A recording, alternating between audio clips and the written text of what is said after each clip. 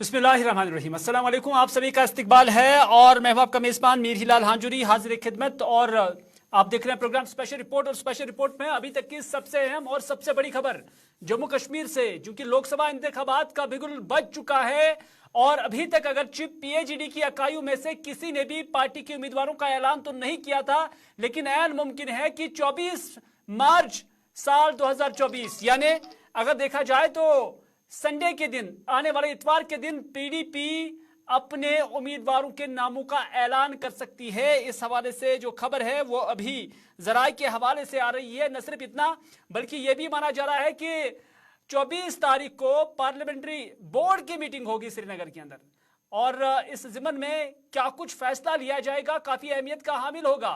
Saeed roof Farooqui इस वक्त इस खबर को लेकर हमारे साथ मौजूद है। सईद रूफ फारूकी से जुड़ने की कोशिश करेंगे जो हमें इस खबर के हवाले से मुकम्मल तफसीलात फराहम करेंगे। बड़ी खबर आपको श्रीनगर से बताते हैं कि पीडीपी आने वाले 24 तारीख को वादी कश्मीर की 3 अहम पार्लिमानी नशस्तों में जो मुमकिन उम्मीदवार है उनके नामों का ऐलान कर सकती है। और इस ज़िमन में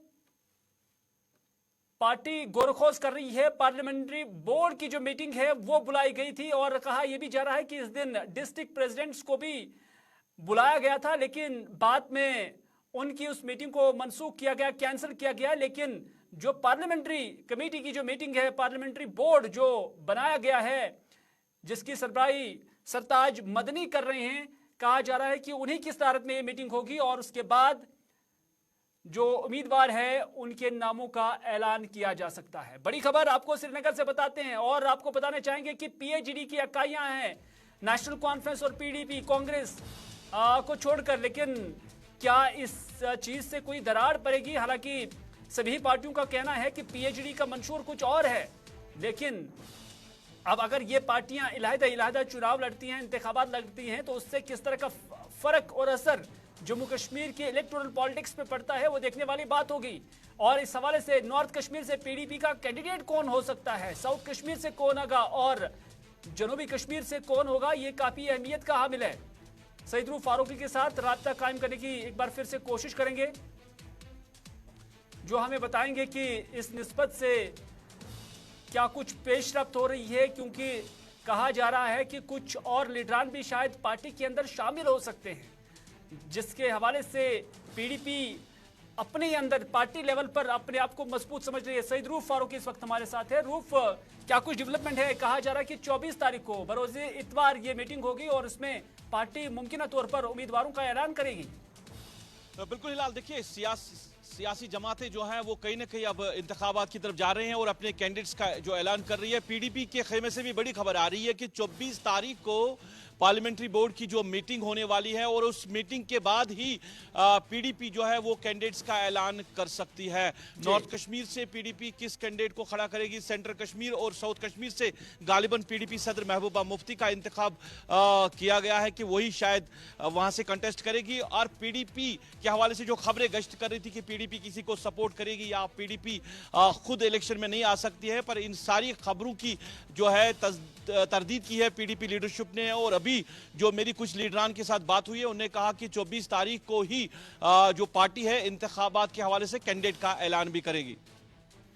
तो रूफ, फिर आप पीएचडी को कहां पर देखते हैं? और उससे पहले जानना चाहेंगे क्योंकि खबरें यह भी आ रही हैं कि नॉर्थ कश्मीर से पीडीपी के अंदर कुछ नए चेहरे शायद शामिल हो रहे हैं या कुछ लोगों की घर वापसी भी हो रही है। बिल्कुल हिलाल, देखिए ये भी खबरें आ रही है कि पीडीपी ने कुछ जो अभी पार्टी के अंदर कुछ सीनियर लीडरान हैं उनको असाइनमेंट दिया है और कुछ लीडरान जो कि पीडीपी के साथ काफी वक्त से राब्ते में थे, पार्टी के अंदर वापसी के हवाले से उनके साथ बातचीत का सिलसिला चल रहा है। कई लीडरान ने पार्टी सदर के साथ बात भी की है, इस तरह की खबरें आ रही है। और आने वाले 2-3 दिनों के अंदर बताया जा रहा है कि नॉर्थ कश्मीर से कुछ बड़े चेहरे जो कि पहले पीडीपी में थे फिर पार्टी छोड़कर चले गए थे, अब वो पार्टी के अंदर वापस आ सकते हैं, और अगर ये 2-4 लोग हो सकते हैं तो पीडीपी जो दावा कर रही है फिर नॉर्थ कश्मीर के अंदर कि वो एक मजबूत जो है पार्टी बनकर सामने आएगी लोकसभा इंतखाबात में, और एक मजबूत कैंडिडेट का इंतखाब करेंगे लोकसभा के अंदर। अगर ये जो जिस हिकमत अमली पे अभी पीडीपी काम कर रही है, 4-5 लीडरान जिनके साथ राब्ता चल रहा है, अगर ये पार्टी में वापस जल्दी से आ गए हैं, हालांकि बातचीत भी हो गई है, मीटिंग का सिलसिला भी चल रहा है, तो 2-3 दिन के अंदर ये सारी ये जो लवाजमात हैं ये पूरे किए जा रहे हैं, तो उसके बाद ही अब कहीं ना कहीं पीडीपी फोकस कर रही है नॉर्थ की सीट पे भी कि वहां पे भी पीडीपी कमजोर नहीं है, बल्कि एक मजबूत दड़ की तौर उभर कर सामने आ सकती है।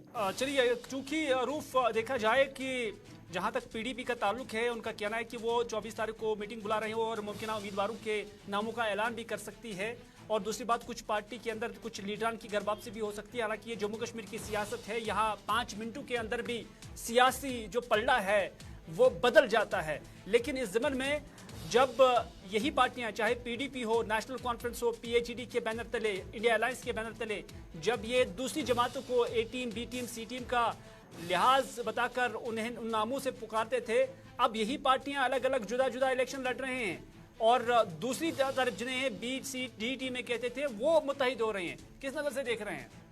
बिल्कुल, देखिए हिलाल एक बड़ी डेवलपमेंट ये है, क्योंकि पीएचडी की बात करें, नेशनल कॉन्फ्रेंस और पीडीपी कहीं ना कहीं उनके रास्ते भी अब अलग होते हुए दिखाई दे रहे हैं, क्योंकि पार्टी सदर नेशनल कॉन्फ्रेंस के डॉक्टर फारूक अब्दुल्ला ने कल भी ये बात कही है कि नेशनल कॉन्फ्रेंस अपने कैंडिडेट्स खड़े करेंगे, यानी कि अब पीडीपी और नेशनल कॉन्फ्रेंस अलग अलग तरीके से इलेक्शन लड़ेगी। और दूसरी तरफ एक बड़ी डेवलपमेंट ये है कि जो अपोजिशन जमातें थी, यानी नेशनल जो पीएचडी की अपोजिशन जमातें थी, अल्ताफ बुखारी अपनी पार्टी और सजाद गनी लोन या गुलाम नबी आजाद की पार्टी, हालांकि अभी तक ये तीनों पार्टियां एक दूसरे के खिलाफ भी थी, ये एक पेज पे नहीं थी। अब इंतखाबात नजदीक आते ही ऐसी खबरें आ रही है कि ये तीनों जमातें एक साथ हो सकती है और एक साथ ये जो कैंडिडेट्स है उनका इंतखाब कर सकती है, यानी अल्ताफ बुखारी की अपनी पार्टी डीपीएपी भी, गुलाम नबी आजाद की, और सजाद लोन कहीं ना कहीं एक साथ मिलकर लोकसभा इंतखाबात में पार्टिसिपेट कर सकते हैं।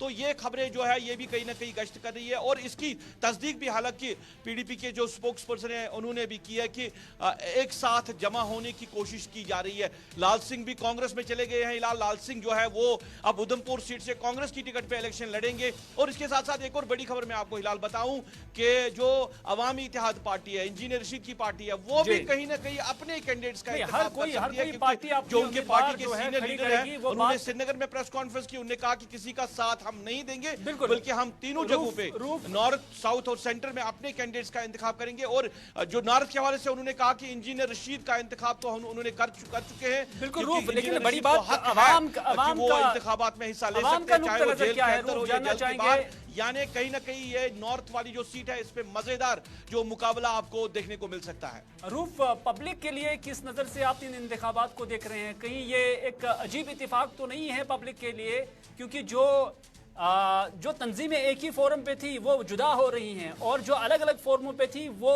मुत्तहिद हो रही हैं। पब्लिक इसे किस नजर से देखते हैं?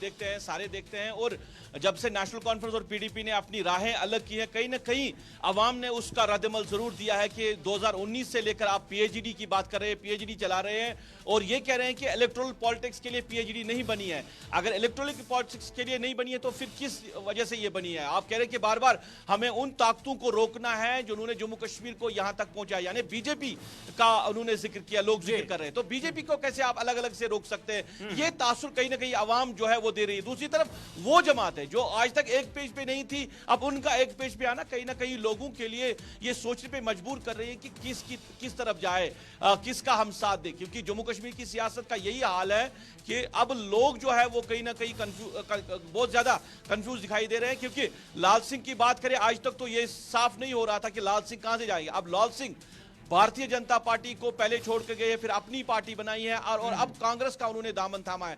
वो सीट भी कहीं ना कहीं एक टक्कर वाली सीट बन सकती है, उधमपुर वाली जो पार्लियामेंट्री कॉन्स्टिट्यूंसी है। यानी लोग भी कहीं ना कहीं अभी कंफ्यूजन में है। अब वही दिन पता चलेगा कि लोग किस निशान पे ठप्पा डालेंगे, किस कैंडिडेट के हक में वोट देंगे और किसके सर पे जीत का सहरा बंधेगा। 4 जून को यह सब पता चलेगा। पर मुल्क के साथ साथ जम्मू कश्मीर की इंतखाबात जो है वो कहीं ना कहीं एक दिलचस्प मोड़ लेते हुए दिखाई दे रहे हैं। बिल्कुल हम कोशिश कर रहे हैं कि जिस तरह से रूप ने बताया, जिस तरह से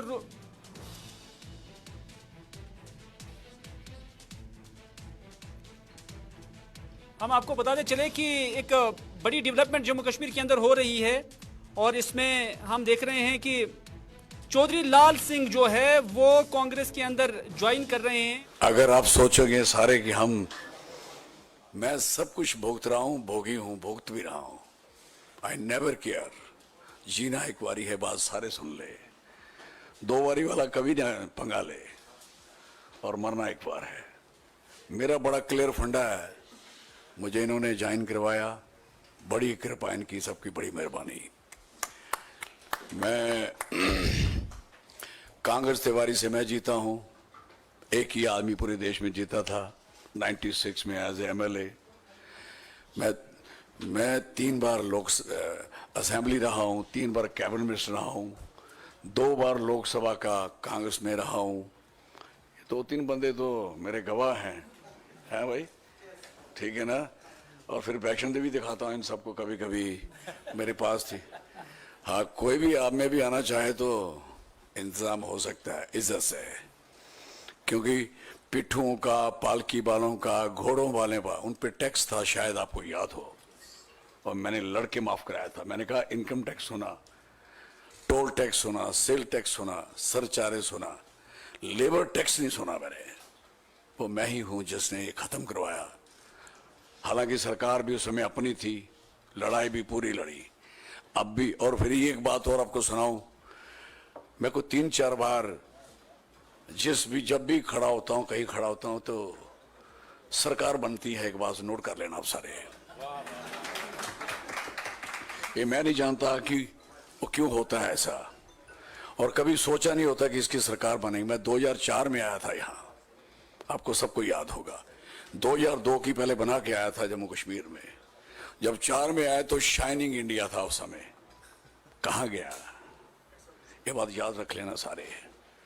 फिर बन जाती है तो फिर बाद में आदमी कहता है नहीं नहीं नहीं भाई, मैं आप ही का था। तो बेटर है कि पहले हम सारे एक दूसरे से इकट्ठे हो जाएं। और दूसरी बार जब यहां से इन्होंने मुझे मेरी टिकट, अयाज साहब मेरे बड़े लीडर हैं, हाँ भाई, टिकट ले गए थे, आप सब बड़े रोए थे, आप सारे लोग। मेरा इतना कद नहीं था, लेकिन 5 फुट 4 इंच हूं, प्योर डोगरा हूं। डोगरा कौन होता है? जो देश में सबसे ज्यादा कुर्बानियों में, अभी इसका नोटिस करोगे, सबसे बड़ी सरहद हमने बनाई है, मेरे बुजुर्गों ने बनाई है। हमें प्राउड है इस बात का। अगर आपकी दिल्ली दूर है ना, तो हमारी वजह से दूर है, बॉर्डर दूर है, हमने किया है।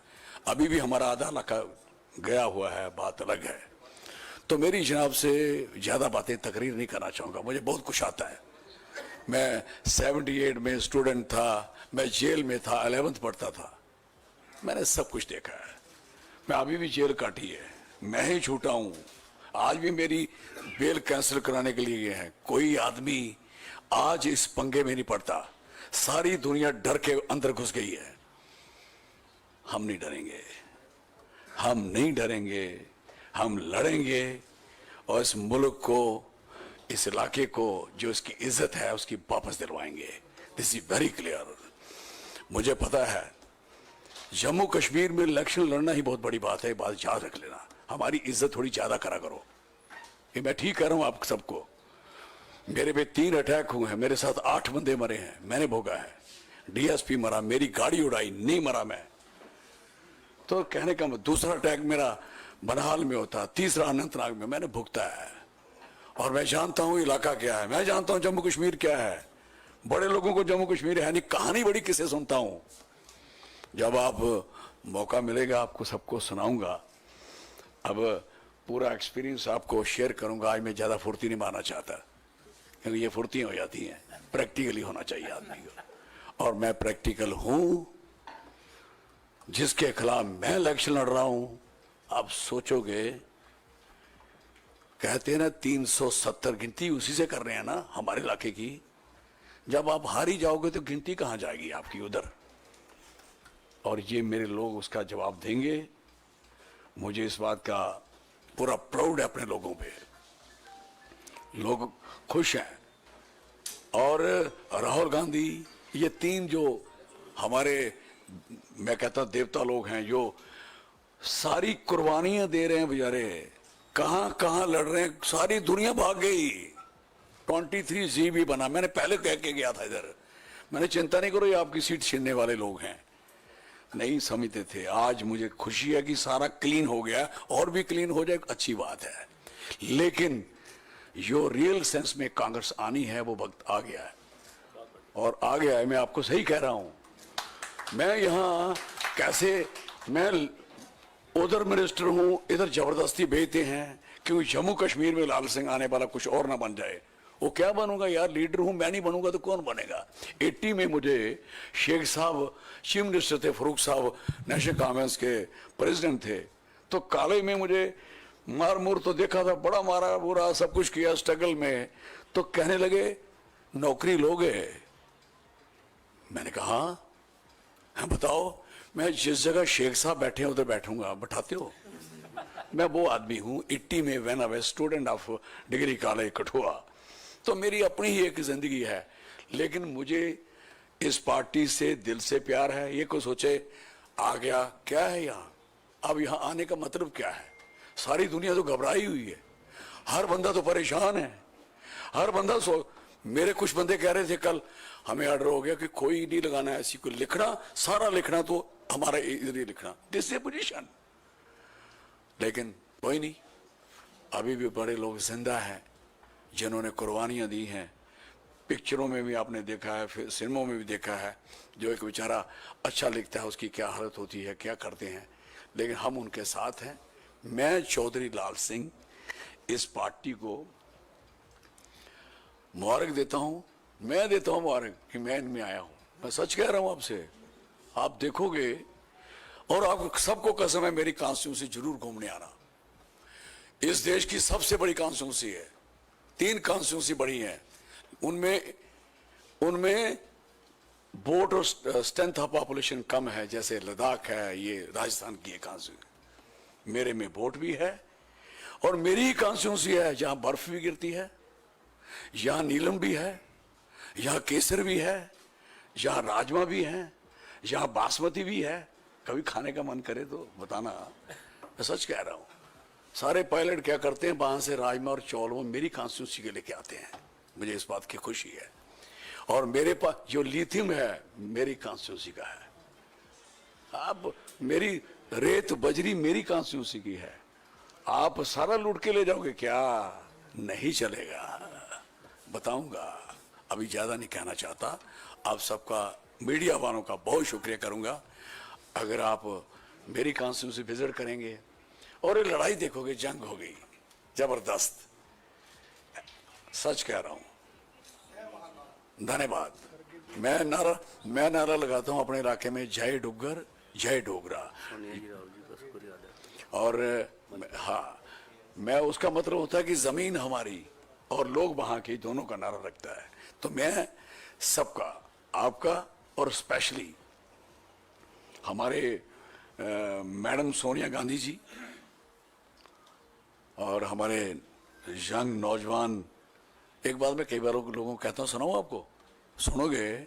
मैं कहता हूं, चौधरी लाल सिंह ने ज्वाइन किया है कांग्रेस को दिल्ली के अंदर। इससे पहले भारतीय जनता पार्टी के साथ उनका ताल्लुक था, उनकी वापसी थी, लेकिन बीजेपी से पहले भी वो कांग्रेसी थे और कांग्रेस की टिकट पर यहां पर एमएलए भी बने, मिनिस्टर भी बने। लेकिन आज जब उन्होंने फिर घर वापसी की है, कांग्रेस के अंदर वापस चले गए, तो चौधरी लाल सिंह का कहना है कि जब भी मैं जीतता हूं और जिस पार्टी के लिए जीतता हूं उसी पार्टी की फिर सरकार बनती है।